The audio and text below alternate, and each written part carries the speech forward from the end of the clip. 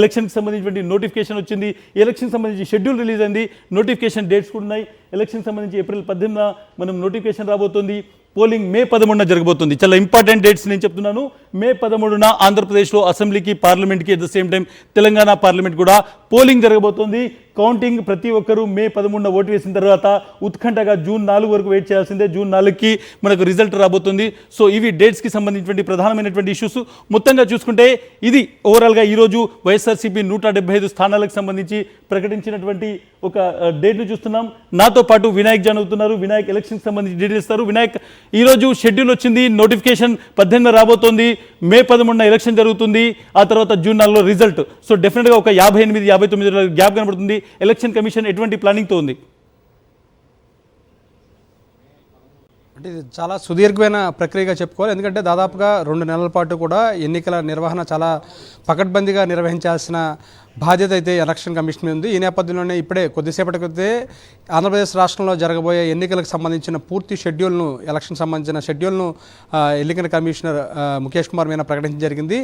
April 18వ తేదీ నాడు notification ఇవ్వబోతున్నారు. ఆ తర్వాత ఏప్రిల్ 25వ తేదీ వరకు కూడా అభ్యర్థులు తమ నామినేషన్ను వేసుకోవడానికి చివరి తేదీగా చెప్పడం జరిగింది. ఆ తర్వాత ఏప్రిల్ 26వ తేదీ నాడు నామినేషన్ ఉపసంహరణకు గడువుగా ప్రకటించడం జరిగింది. ఆ తర్వాత ఏప్రిల్ 29 వరకు, అంటే ఏప్రిల్ 26 నామినేషన్ పరిశీలన తర్వాత ఏప్రిల్ 29 వరకు కూడా పరిశీలన పూర్తి ఉపసంహరించుకోవడానికి గడువుగా ఉంటుంది.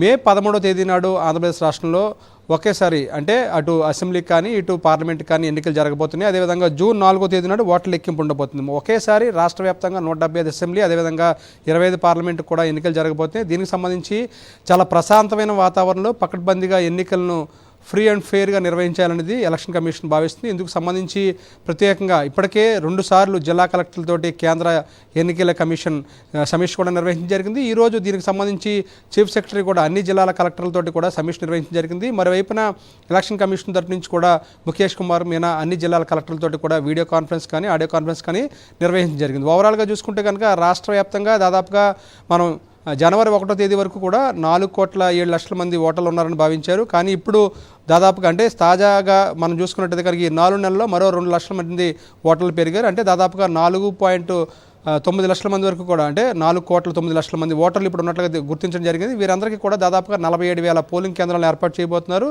ఇందులో మనం చూసుకుంటే కనుక ఒక 50% ఏదైతే పోలింగ్ కేంద్రాలు ఉన్నాయో అందులో 50% పోలింగ్ కేంద్రాల్లో వెబ్ కాస్టింగ్ ద్వారా పోలింగ్ నిర్వహించడానికి ఏర్పాటు చేయడం జరుగుతుంది. దీంతో చెప్పండి. Right Vinayak, thank you updates అందించినందుకు.